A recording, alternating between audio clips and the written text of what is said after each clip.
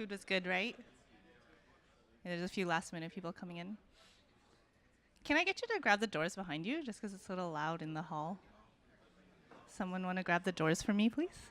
Thank you.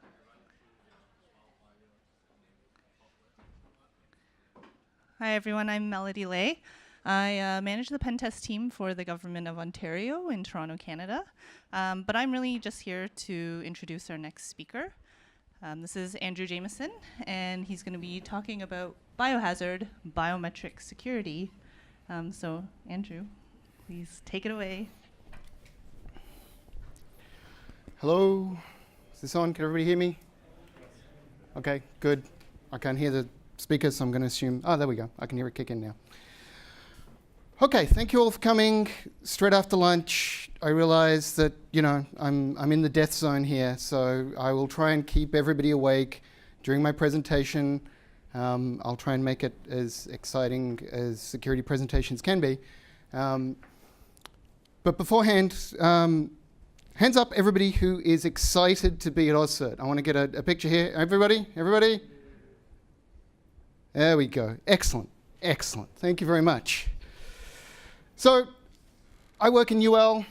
I've done a whole heap of stuff over the course of my working life. I've worked in payments, I've worked in cryptography, I've worked in embedded security. I have worked in creating standards. I've worked in working against standards. At the moment, I'm doing some stuff with biometrics. I'm going to talk to you about biometrics, talk to you about the problems with biometrics and also the potential solutions that they pose as well. A lot of what I'm going to say is going to appear negative. So I want to get out the front right away and let you know that I'm actually a big proponent of biometrics. I think when used in the right context, they can be a good thing. So Dickens, everybody loves Dickens, from A Christmas Carol. Passwords were dead to begin with. Passwords have been broken since they were invented and used in computers in the 1960s at MIT. Back then, they used to go and print out the password file so that people could use the passwords from other people to get time sharing. Passwords broken. They've been increasingly broken as computers have got more advanced and we've found more vulnerabilities. Biometrics are also kind of broken, but there are ways we can fix that. And I think, once again, they can be used for good. So, I've mentioned a little bit about who I am. I won't go round the whole room and ask everybody to introduce themselves, because that's probably not enough time for that. But how do we determine who people are? How do we know who somebody is? How do you know that I am Andrew Jamieson? I've introduced myself as Andrew Jamieson. I was introduced beforehand as Andrew Jamieson. You're essentially taking my word for that. What's that based on? How do you know? Are these actually, people working together, as you might believe? This was taken at the Rugby Sevens in Hong Kong a couple of months ago. It was quite funny. So how do we define how we authenticate and identify people? Generally, in computers, we talk about 3 factors. Those 3 factors being what you know, what you are, and what you have. So 3 factors of biometrics. At the moment, 3 factors of authentication. What we're going to talk about is what you are. Biometrics, fingerprints, these sorts of things. There's lots of them. And there's lots of technology vendors who will sell different types of biometrics. Obviously, fingerprints have taken off to a large extent because of consumer devices.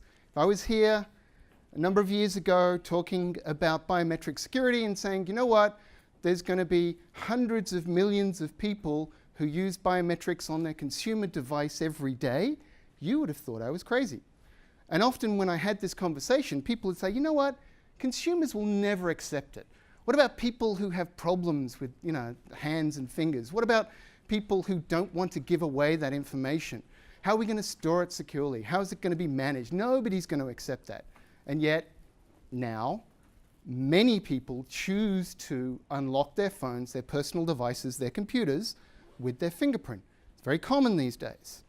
But there are other forms of biometrics, and The attentive amongst you in the audience might notice that these are different colors. They do come across on the projector there. And that's because there's essentially 3 different types of biometrics that we look at. There's physical things, hand geometry, fingerprints, facial geometry, these sorts of things. They're affected by our biology, but essentially we're measuring a physical thing.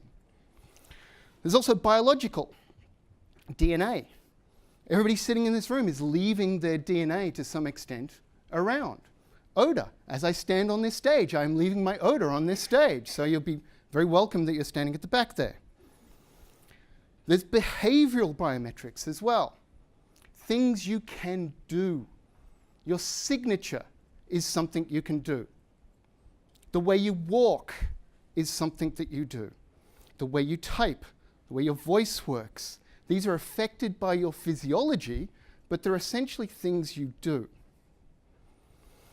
So how do we manage biometrics? How do we work with it?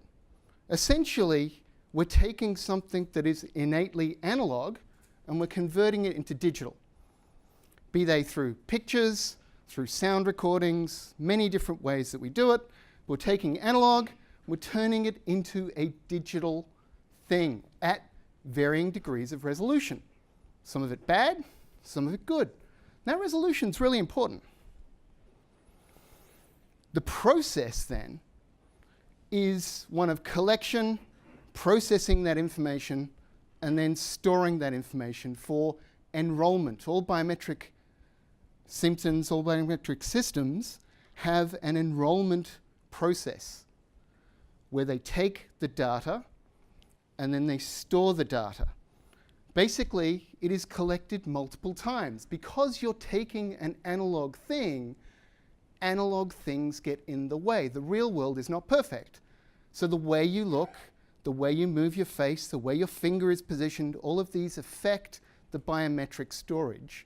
And so you have to take multiple instances of collection to eventually process it, and you form what's called a template. This template is essentially what you will then match against for the biometric. You take that template, you store that template for later use. That's your enrollment process. Your identification process then is taking one capture, generally, of somebody, taking that analog thing, digitizing it, and then you compare that against your stored template. Does it match? Does it not match? And that match, once again, because we're working with physical analog things, that match is never going to be perfect. We're not comparing two numbers. We're comparing the way something looks, the way it walks, the way it moves. So you need to have some error in there.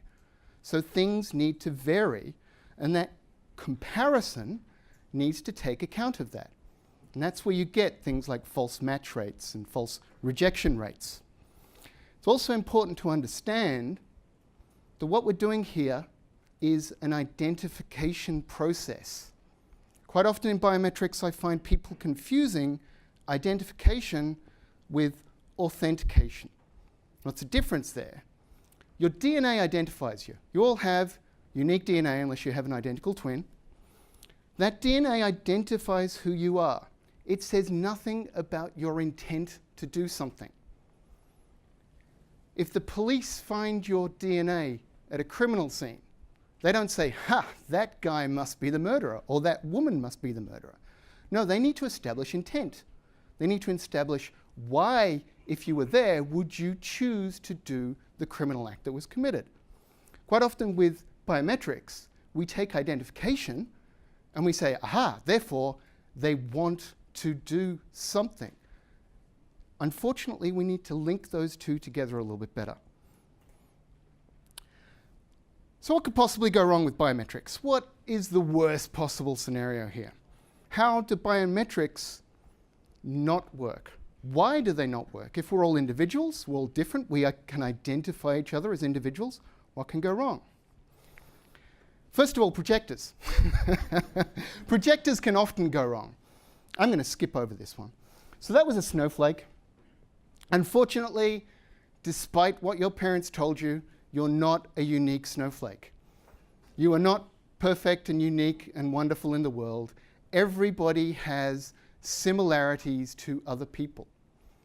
In DNA, I mentioned, you can have an identical twin. Your voice can sound different. Your features can look different. Your fingerprint patterns can be similar. The way you walk can be similar. So biometrics are not a one-to-one match. They're essentially a one-to-many match, because we've got to have those error bars in there. Because we're taking from the analog world, moving into the digital world, we don't get a unique, perfect number each time. We need to add error to it. So we take one template, and that template will match multiple people, because that's how it works. Interestingly, does this mean that we can take some features from multiple people and essentially create skeleton keys, essentially create features that we could use to unlock every different device, every different function that is protected by biometrics? Well, you can. Ultimately, some research done where they took fingerprint recognition systems and they managed to devise a method to basically create dictionary attacks against biometric systems, fingerprints, by creating fingerprint systems, false fingerprints. Presentation attack is the term, that they could then apply from 100 to any system that they came across. So you can create biometric skeleton keys, systems that you can use against anything that's protected. Now, I mentioned false match rate and false rejection ratio. Essentially what that means is, because you've got these error bars in your system, you need to decide when you're going to say, you know what, it's not close enough, I'm going to reject that match. Or you say, you know what, it's close enough, it's not perfect, but it's okay, so I'm going to accept it.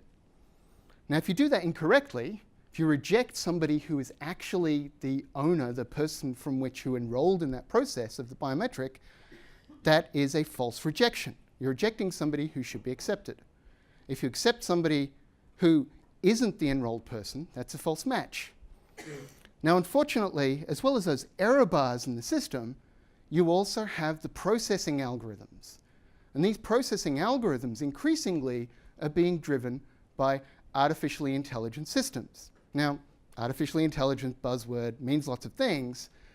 What it does mean is, sometimes we're not really sure how exactly they're working. Or at least, let me put it this way, they don't work like we think normally when we match a face. So further research done, they determined that in certain facial recognition systems, they could create glasses with patterns on that basically forced the image recognition system to match a false face. Put those glasses on, then you suddenly become beautiful. I wish I had some myself. This is a clear case of a false match by putting those glasses on. Now, who travels often here internationally? A few people, okay. So you go through the smart gates in Australia or different places. Imagine if you had somebody else's passport. I know you're supposed to take the glasses off, but let's say you put on special glasses and you can then get through that smart gate appearing as somebody else with somebody else's passport. It's possible, it's feasible. Now, it works the same way, or it works the opposite way when it comes to false matching or false rejection. You can have systems where the correct person, for whatever reason, doesn't really get matched. Now, why is that? Once again, it depends on the system, depends how it's matching. You can look at these pictures and you can say, well, they look close enough. Some of them are a little bit different. It depends on how the biometric processing works. There's a lot of factors. When it came to this particular system that we were testing, it was mainly based on resolution. If the resolution wasn't the same, it would reject the picture, or at least it would have a higher percentage chance of rejecting the picture. Now, seems obvious. You have two pictures, different resolution, hard to match. Are these two very handsome fellows the same person? Well, one has a beard, one doesn't have a beard. They both have very manly eyebrows, but it's very hard to tell. If we lived in the Blade Runner universe, we could just say that magic word of enhance, and then it would become more clear. So the resolution is really quite important. Maybe, I don't know. They still look different to me. So biometric security then essentially is limited by the quality of the analog capture, the digital processing that is performed, and the security of that digital processing, and the report output. Because if you can manipulate the report output, everything before that is of no value. It doesn't matter if the biometric system is perfect. If it provides a report saying that's not the person, but you can change that to say, yes, that's the person, then you have violated the biometric system. But is that true? Is that really true? Are these really the factors? Are they fundamental? Is there anything we can do to change these things? There's some research done by Google engineers, which was really quite interesting, on pictures. Now, believe it or not, these are pictures of faces. They don't really look like faces because they've been deliberately pixelized. They're 8 by 8 grid of pixels. They fed this into a system, and they said, you know what, my wonderful artificially intelligent system, these things here are pictures of faces. You've got a huge database of faces. You figure it out. Make these pictures better. In the Blade Runner universe, enhance. And this is what it came out with. From that, this was the input, make it better, enhance, suddenly faces appear.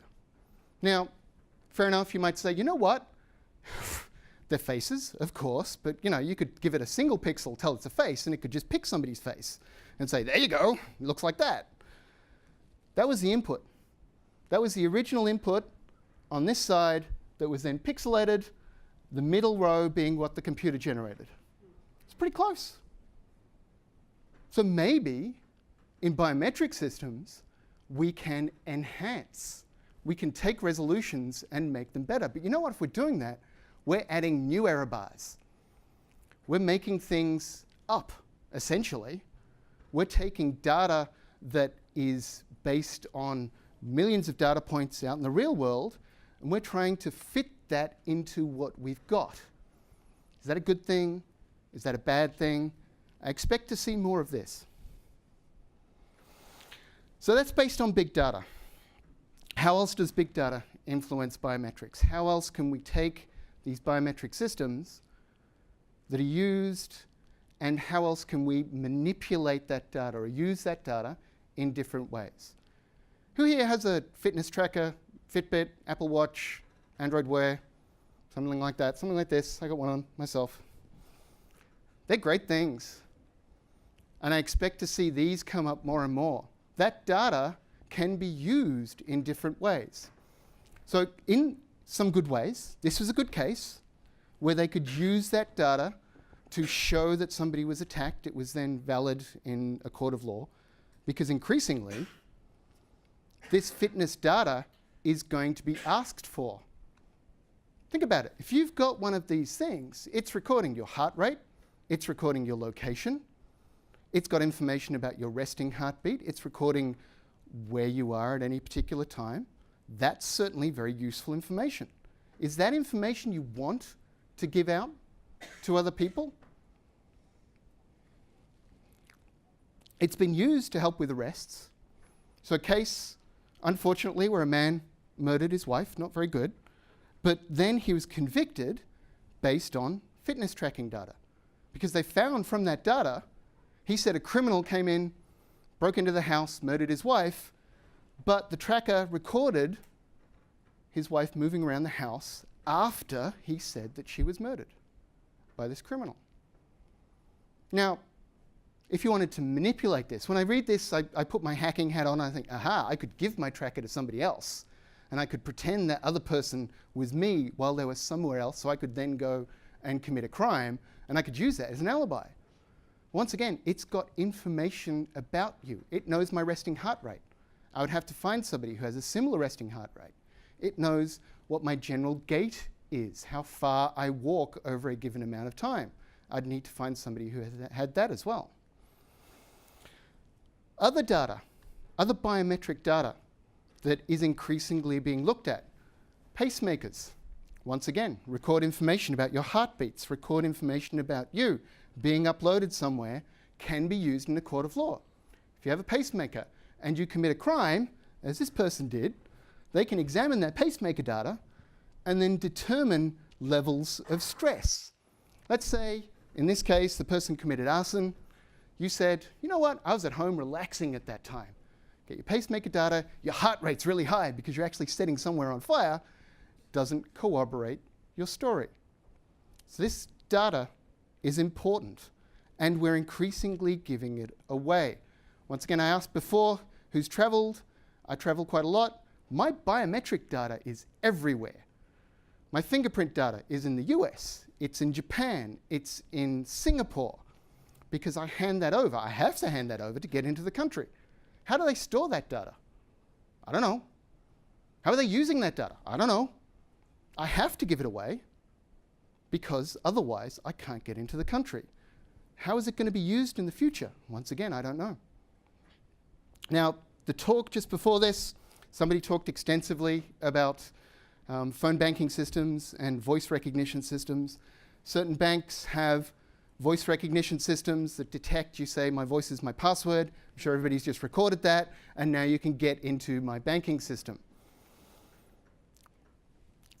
The BBC ran a test against these things. Two people, they're actually twins, but non-identical twins. He got his brother to phone up, got into his system. They're not perfect. They've got error bars on them. Biometrics in and of themselves, although great, are flawed because they're comparing analog systems, and analog systems vary over time. So fingerprints. Talked about fingerprints. I got everybody to raise their hand, and I took a photo of them, and I'll be using that later on. If you have a good photo of somebody's fingerprints, you can use that to generate a fake finger and then use that to unlock biometric systems. So it was talked about previously. There was Chaos Computer Club, I think, in Germany, took Merkel's fingerprint, opened their system. Now, interestingly, they then said, haha, we're going to get her iris print next. And 2 years later, they had her iris print. Because cameras are great, and they're increasing in their quality and decreasing in price. You can buy a really great camera with a huge zoom these days for essentially a pittance. With that camera, you can take people's fingerprints from a long way away. You can take their iris print from a long way away. There was actually news released yesterday about an attack on an iris print system where a photo could be used. They cut out the photo, they put it on a contact lens, put it on somebody's lens, they could get through that biometric system. Okay, it's kind of scary. How hard is it? I mean, you read about this stuff and you go, well, you know, it's got to be hard, right? I mean, it's got to be something that you need really clever people who really have too much time on their hands and really just want to get into the press, so I'm not so concerned. It's a good question.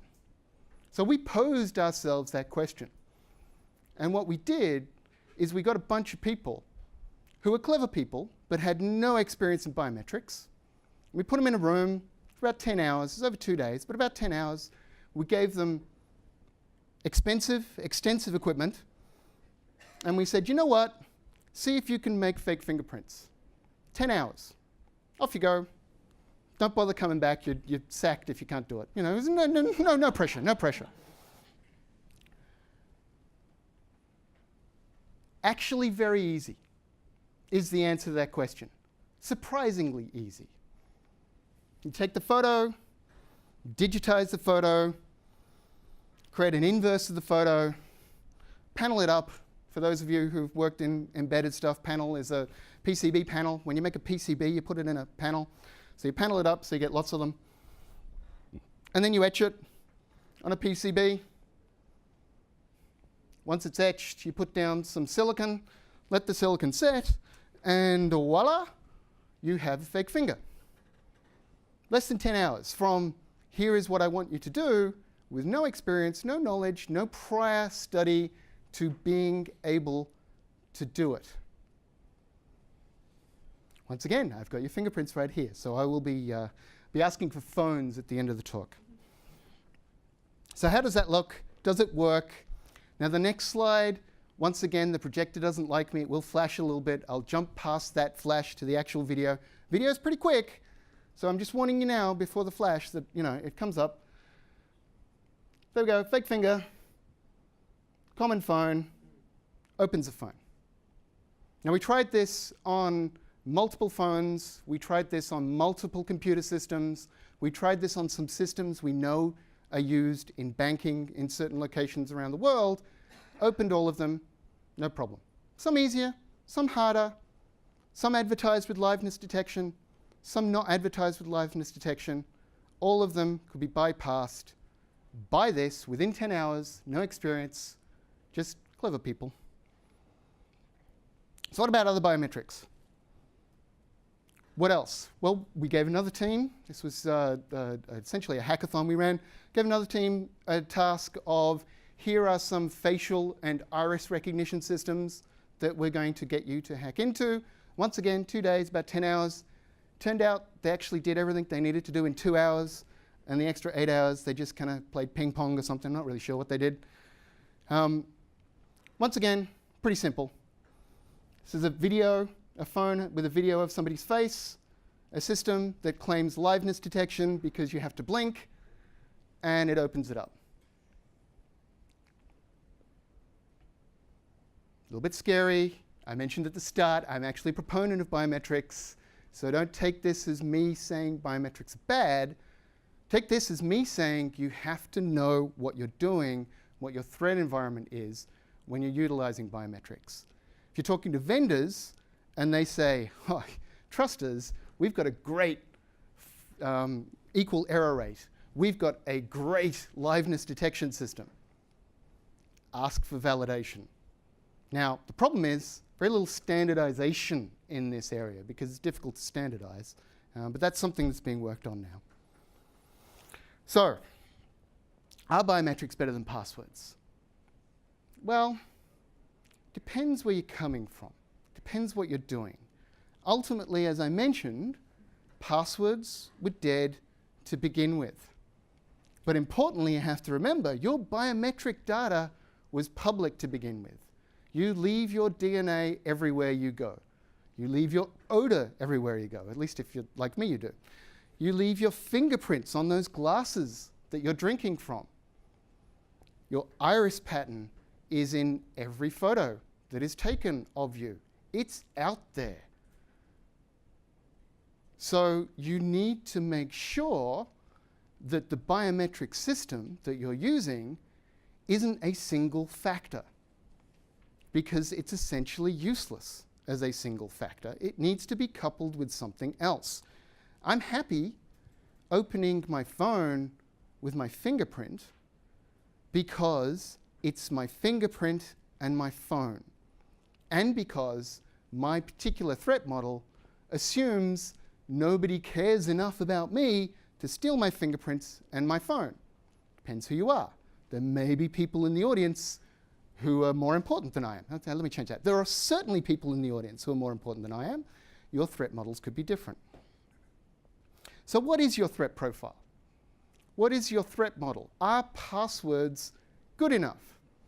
List of commonly used passwords. Unfortunately, corporate requires me to blot out certain words. I'm sure your imagination can replace those words.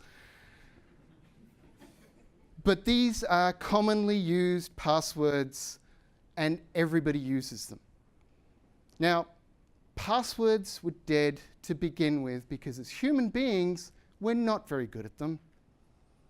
If we have the ability to create a great password and we use that password, that's fantastic. If a password is cryptographically strong, or at least not brute forceable, that's fantastic. However, if it's not, if it's a poor password, if you can brute force it, if you can download it offline and you can attack it with some sort of password hacker, then that's a problem. However, there are scenarios where passwords are a lot better than biometrics, even a simple password. So I'm sure we're all familiar with the San Bernardino thing. In this particular scenario, there was almost a fight between certain sections of the US government and Apple, because Apple wouldn't let them hack into iOS, or at least wouldn't assist them, let's put it that way, in hacking into iOS to open that phone. If that phone had been opened with the criminal's fingerprint, they wouldn't have had to ask for that assistance. They could have just got the fingerprint off the body, created a fake finger, opened it up. Once again, 10 hours, you could probably just get the police to do it themselves without the FBI. So there are certain situations where passwords are better. But why is it better? Why is it better in that particular scenario? Because there are protections against domain brute forcing. Although it's a short password, you can only enter it a certain number of times before you're completely blocked. I'm sure all of us here have bank cards with pins on them. A PIN number is just generally 4 digits. You do have banks that issue 6. The actual standard allows you up to a 12-digit PIN number. Never met anybody who actually has one of those. Let's say commonly 4 digits. You can brute force that pretty easy. 10,000 different numbers. I actually have a slide on a different presentation where I list the world's worst payment data breach. And what I've got on that slide is everybody's PIN, all 10,000 different numbers, because you can list them. It's very simple. I know what your PIN is. I've got a slide with your PIN on it. But it's of no value to me because I can't match it up to the payment card data, and because I can only enter it incorrectly 3 times before the back end stops me. So domain brute force protection is important. We need to think about that for biometric systems as well. But you know what? Passwords are also a problem because we're finding increasing ways to gain access to them. You can figure out a password on a phone by reading Wi-Fi signal strength data at the router, because as you type that number into your phone, you interfere with the field, with the signal that is being transferred from that phone to the router, and from that you can actually determine where the finger is in relation to the screen. As long as you know what the phone is, as long as you've got some good stuff. This was done in a lab environment, but it actually was done. You know what? Maybe Wi-Fi, it's too hard. How about gyroscopes? And do the same thing with gyroscope on a phone. You can do the same thing essentially with sound from a keyboard. You can do the same thing using the front-facing camera on a phone. You can probably do the same thing with a camera on a laptop. Passwords are broken. Biometrics, also broken. But we need to understand what those breaks are and mitigate them. No security is perfect. We need to make sure we're not maintaining something that is broken, waiting for something that is perfect. Because you know what? That perfect is never going to come around. So, biometrics then, we've got what you know, what you are, what you have. But we can enhance this. We can make these systems better by adding more data. I talked about big data and how it can be used against you. It can be used for you as well. You can take information about where you are. If you use your biometric in one location, there is a fixed period of time at which you can't be somewhere else within a given distance. That information is really important. You can take your history, what you've done in the past, how you've used your biometric data, where you've used your biometric data. That's also important and can lead to what's generally referred to as multimodal authentication. You can escalate, or risk-based authentication. You can escalate the authentication if it's a particular risky thing that is being done at the moment. Maybe biometric, your fingerprint, is okay for some actions. You want to do something else, a little bit more risky, we take into account more things. What you can do, your gait, your movement. Okay, if I'm talking about these, how many, there's not that many gait monitoring systems, gait being, the way you walk. But you have phones that have accelerometers on, and they can tell what you're doing. You have trackers which have accelerometers on and heart rate sensors and can tell what you're doing. One of the slides I took out of this was something from my fitness tracker. If you got access to my Fitbit page, you would not only be able to tell when I was at work, because you'd see that I rode to work, I rode a bicycle to work every day. You'd be able to tell just from the data whether I was riding by myself or riding with somebody else. When I'm riding with somebody else, I ride a little bit slower. My heart rate's lower. You'd be able to take that information, in fact, see when my heart rate goes down, and figure out generally where I live based on where I stop at traffic lights. Now, this sounds kind of advanced and science fiction-y. Perfectly possible. Perfectly possible. So all of this, though, is not to say that biometrics is bad. I, for one, welcome our biometric overlords.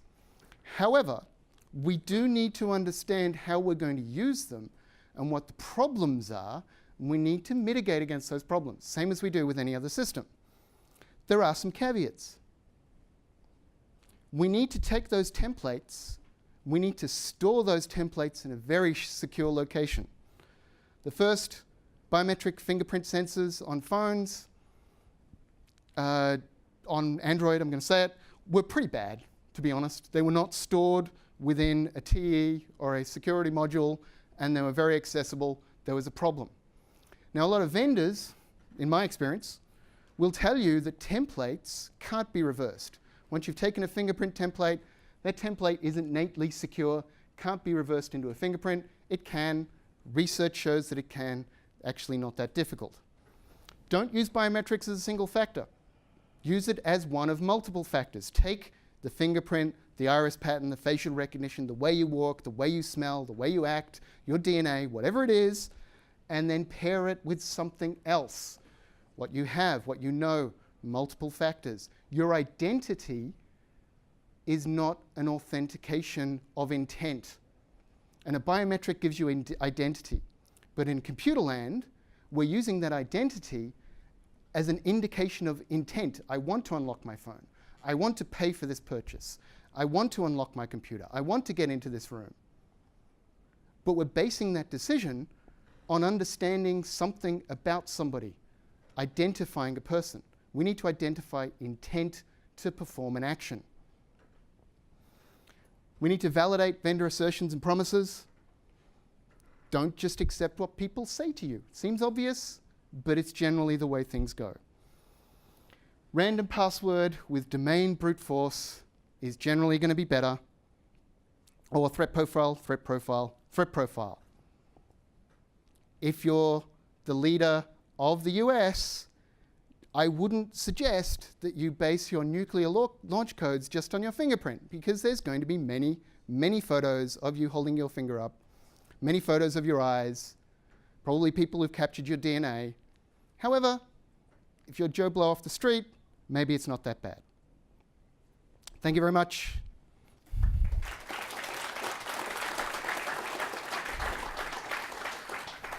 We have a couple of minutes for questions if anyone has any. I can, if you want to be louder, I can run the mic to you, or I can just repeat the question if anyone has anything. There we go, question there. You can just yell at me. Who's doing it best at the moment? Could everyone hear? The question was, who's Who's doing doing it best, biometrics best? At the moment, all systems, to be honest, are not great. Fingerprint sensors, the resolution is generally around about 600 dpi, 600 by 300 dpi. There are new sensors coming out that are like 4 times that. I'm hoping they will be better, although I haven't tested any myself. So I think at the moment, nobody's doing it well, but I'm hoping it will get better. What do you think about the Microsoft facial recognition, Windows Hello? I think it's perfectly attackable. Ultimately, it's a gimmick, to be honest with you. And most facial recognition systems at the moment are attackable. Now, if you wanted to use it for crowd control, for recognizing people, that sort of thing, if you understand the limitations, sure. For using it as your primary source of unlocking your computer, I would not personally recommend it.